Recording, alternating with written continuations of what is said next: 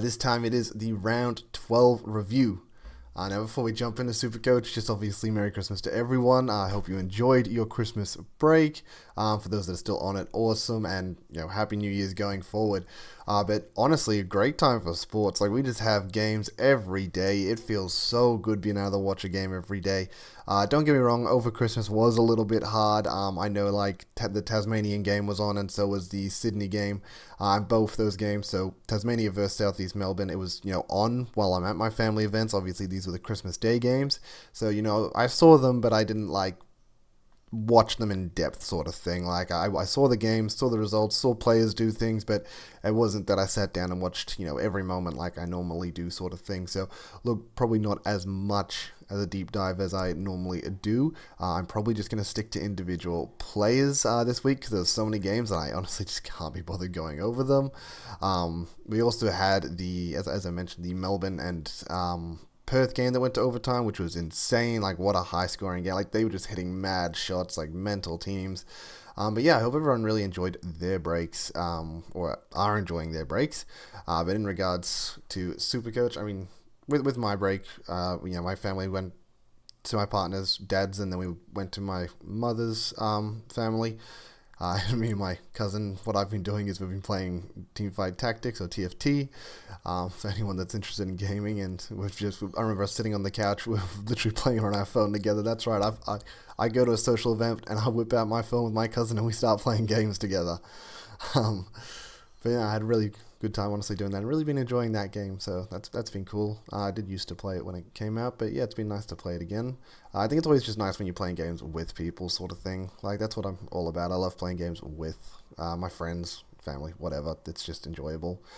But yeah, so that's, I guess, what I did for my Christmas. But jumping into the team, 494 for the for the points, went up 48 positions to 295 for the rank. So look, we got to that top 300. I told you I'm feeling that we're coming back. Honestly, threw away a bit of points this round.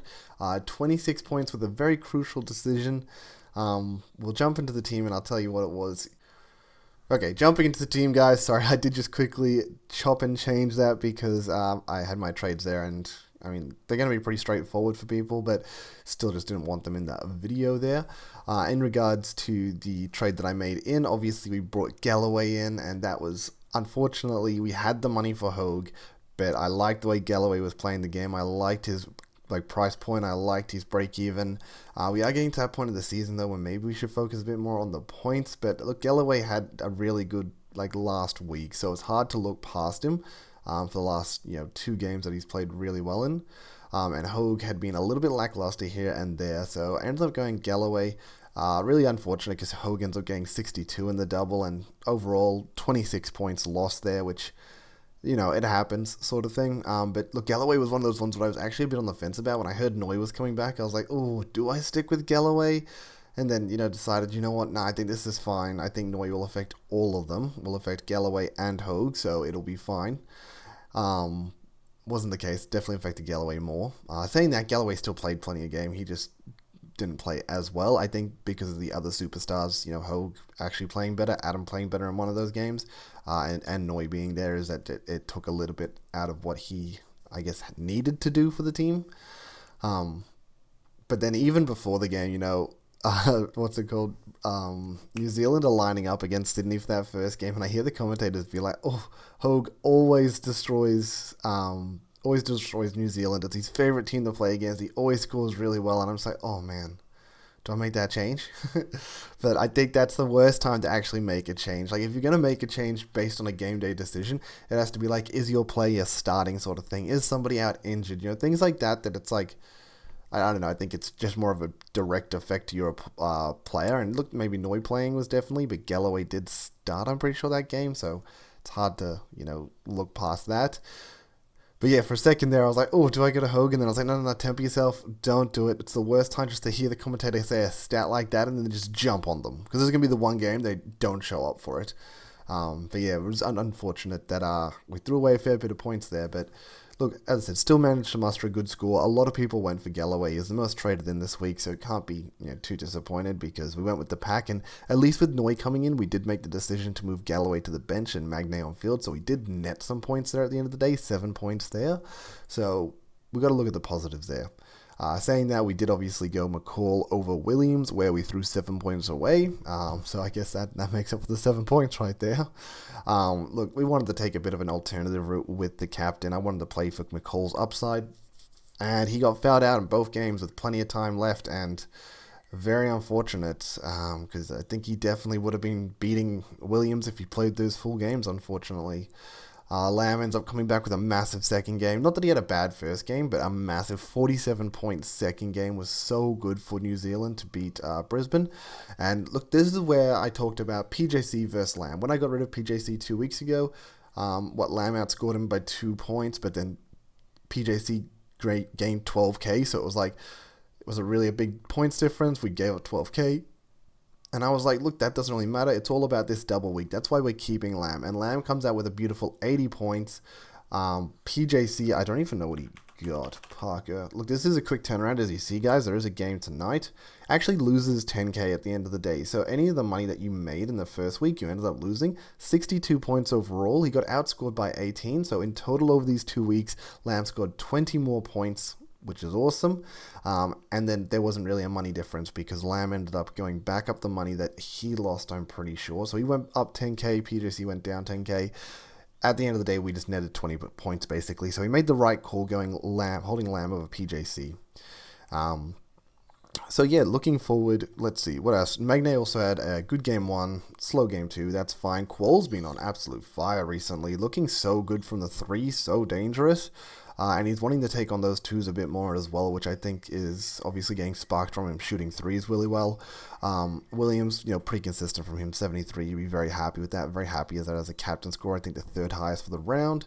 For those that jumped on Bryce Cotton, obviously 88, highest score on the round, and it was just an easy captain choice for you, so congratulations. You probably in contention to win the round, and obviously the person that did win the round went for Bryce Cotton, so congratulations. If you take a Bryce Cotton over a Magne right here, that's a 45 points right there, and then obviously you need a lot of extra cash to do it, but yeah, maybe you went for some other angle instead of Galloway, and maybe didn't lose you that many points because Galloway didn't score that much. Speaking of which, Marshall got a 1 for Adelaide. I think he was the other alternative for people. They were looking for a cheaper option. He got a 1, and now his cash gen's dead, and it's going to not be a good rookie on your bench, which really hurts.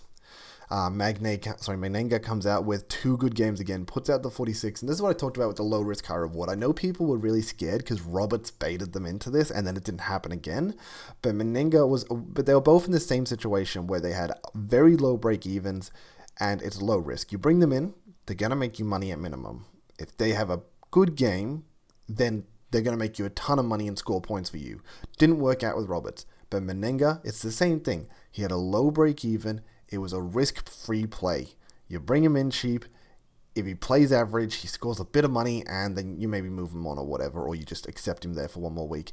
He has a good week. He goes up 53k. I did not realize it's 53k. 53k, which is an insane amount of money. And he scored well, and he's going to have still a low break even, 13. So, look, puts out a 20, can score another 10k on that.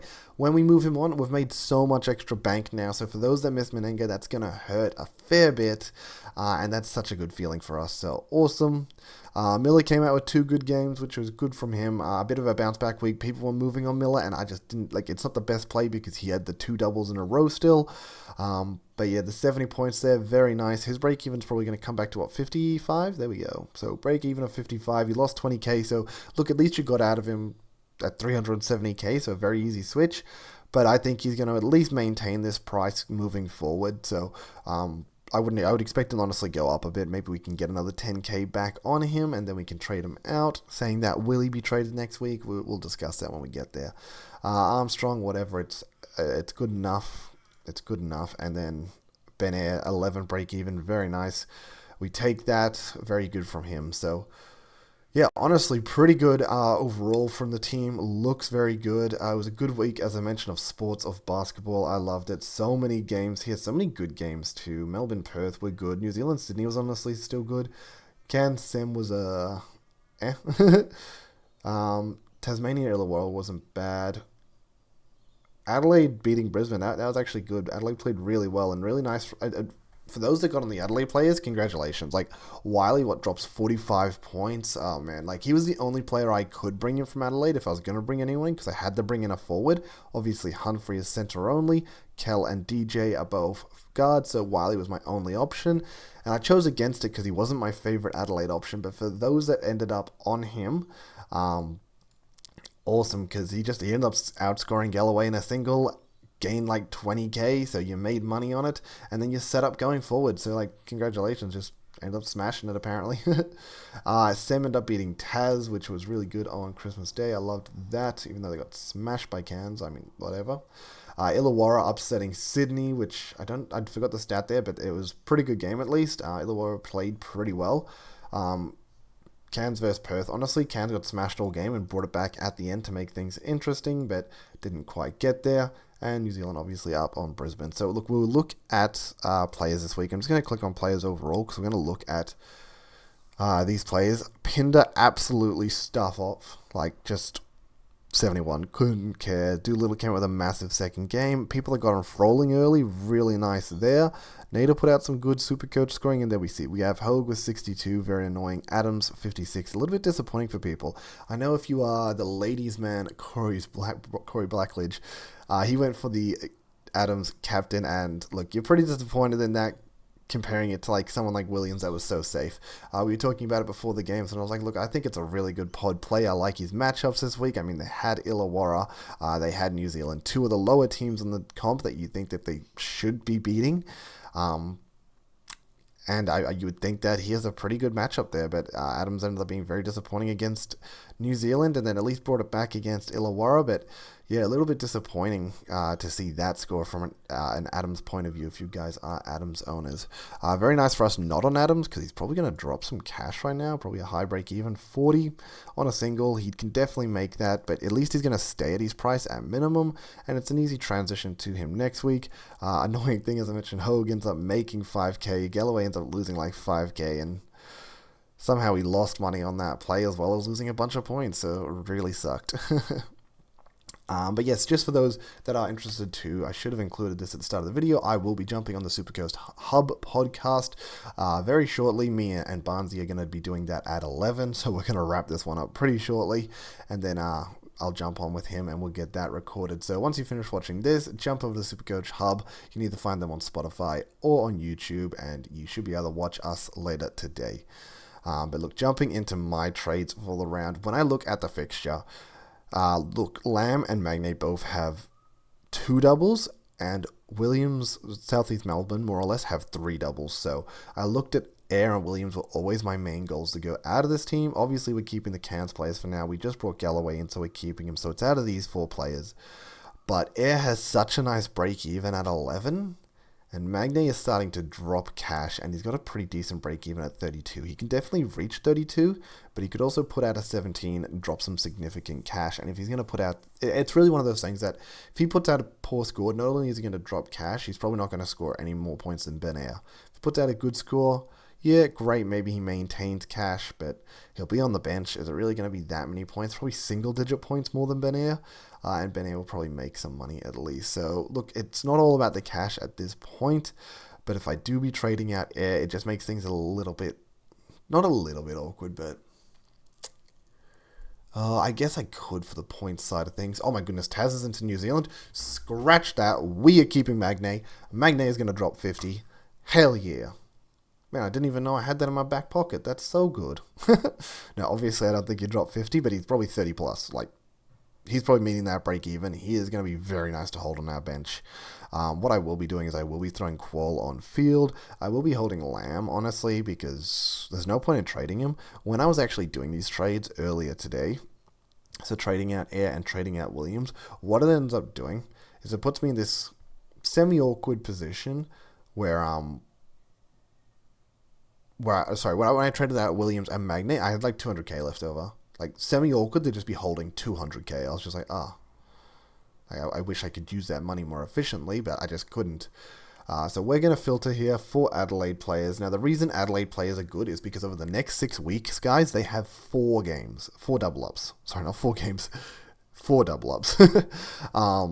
So there's going to be like a game, like a 1 week game, 1 week double, then a 1 week single, then 2 weeks of doubles, then a 1 week single and a 1 week double. So you can hold them for 6 weeks. What this will do is this will help stabilize your team when you're moving these Cairns players out, because we're going to start moving these Cairns players out next week. And we don't want to be moving them out and looking at the rest of our team on singles and being like, oh no, what do we do? Like, we're all like, I can't have my entire team on singles. So bringing in these Adelaide players will help stabilize that transition. I mean, look, next week's singles, I'm just going to quickly bring up my Facebook because I do not have the fixture in front of me for once. I want to see who's on the doubles next week. I think it is only 2 teams on the doubles. So I gotta scroll up a bit in my messages because I've saved a bunch of TFT stuff. Let's see what we got here. Okay, so next week we have, only Sydney and Melbourne on the double next week. So it's not a big deal for those people that have prepped Sydney players. Really well done there. You're going to be really ahead of the game. But this week it's only Adelaide and Cairns. So we obviously want to get these Adelaide players in, let them stabilize our team. It's basically the same thing that Cairns was doing for us last week. Sydney was doing for us last week. So Sydney were in the same boat last week. We wanted to get them in, stabilize over 6 weeks. Adelaide is the same boat now. We want to get them in, stabilize over 6 weeks. And then it makes the transition to the Illawarra players a lot easier while we're doing that. And it holds down the fort on these weeks that we're a little bit thin on the players. On players. So we will definitely be getting in these Adelaide players. Wiley is obviously a great one here. Humphreys is a great one. If we're looking at the break-even game, Wiley has a better break-even, but Humphrey is more affordable in the sense that he's cheaper, but he's been performing really well. I believe the stat is under the new coach. He was averaging like 33 points or something like that. So he's been really consistent under the new coach. All these big 3 have. These guys have been really good under the new coach. So definitely one of those things where we want to target getting them in. Man, this does end up a bit awkward though, because I'm going to have to sort of play Lamb on a single here. That is a little bit disappointing, and that's... Oh, no, I can play Magnate on a single. What am I saying? 50 points right there, boys. Let's throw in Humphrey for now. Yeah, and that's the problem with moving out Air, because I could move because even if I move Qual down to get Wiley, we only end up with one of them there. If I keep Qual up here, once again, I still have to play one of them there. So it's a little bit unfortunate in that sense.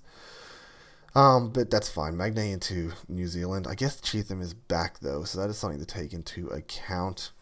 Yeah, I don't know. I think, as I said, Humphrey is my favorite out of them. I do really like Wiley, too, though. I don't know. I like Wiley because of this week. Don't get me wrong. They've all been playing really well and they've all been looking really good. Humphrey's had a better average with the new coach, but then Wiley comes up with one big game and they've probably got the similar average now. But Humphrey is nice and cheap and he's been pretty consistent. So I think, we go with Humphrey here. He's definitely the lock that we want. And then we're looking at either Kel or DJ. Kel obviously been very good. DJ's been very good too. I really do wish I was picking Wiley. I mean, look, the other thing I guess we can consider here is if I move Qual down, I get Wiley. If I don't move Qual down, I'm still going to bench him. Because this switch is still going to happen. Qual's still going to go down. McCall's still going to go up. The difference is that we'll switch DJ or Kel on field. So I could just move him down now and bring Wiley in. So if I really want Wiley, I can. There's no problem there, actually. Who was Adelaide's matchups anyway this week? Did they have any spicy matchups? Perth and Illawarra. Nothing there really jumps out of me that it really matters on either front who I decide to go for.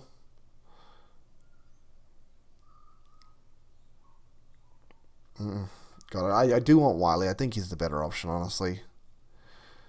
But I am running into trouble with these guards. Like, these guards aren't my greatest. Like, they're really not the greatest setup for the guards. I didn't mind running Koala on field when I looked at this earlier, and that's what the difference is. If I traded out Manga, Koala on field looked really good. But look, knowing he's going into New Zealand, I think we just take the risk of holding him for this week. Yeah, I think maybe we just throw Wiley in there and we feel pretty good. And look, that we ended up using most of our money at the end of the day as well, so I don't feel so bad about that. Yeah, I'm not even joking when I'm saying I'm going to run Magne on field too. Magne into New Zealand, I'm pretty happy to take that punt. Maybe it's the incorrect punt to go for, but look, I'm pretty happy with that. I think he's shown that he's been really good into New Zealand every time he's played them. I think McCall captain is pretty straightforward again. I mean, they are into Melbourne. They are into Sydney. Two better teams, Sydney, who do league points. I mean, we could try and go for Humphrey or Wiley. Oh, man. That doesn't feel good saying out loud, playing Humphrey or Wiley as captain. Oh, man. I mean, out of the double-up players, it's like Miller and McCall have been such staples all season, but Wiley and Humphrey have been pretty good as of recently. They're both averaging over 30 points a game now. Wiley just showed that he has a pretty good ceiling, 45 points in one game. And if McCall stays out of foul trouble, though, he also is... Like, he's looking at 30 as almost a minimum a lot of the time. You know what? I think McCall can definitely... I think McCall's the safest captain option there is. He has a very high floor at absolute minimum. And if you want to go for a spicy captain option, I guess you could go for like a Wiley or a Humphrey or a DJ or any of those Adelaide boys. But I'm stick with McCall this game. Anyway, I've been rambling on for way too long, guys. That's how the team's going to size up going forward from here. I mean, biggest thing to take out here is schedule going forward. Adelaide boys, you want them this week. If you got onto them last week, great, you're ahead of the curve. And then don't forget Magna's going to drop 50. So, yeah, and until next time, guys, I appreciate you all for sticking to the end of the video. I appreciate those for liking, subscribing, and just being here. So, yeah, catch you next week. Peace. Later.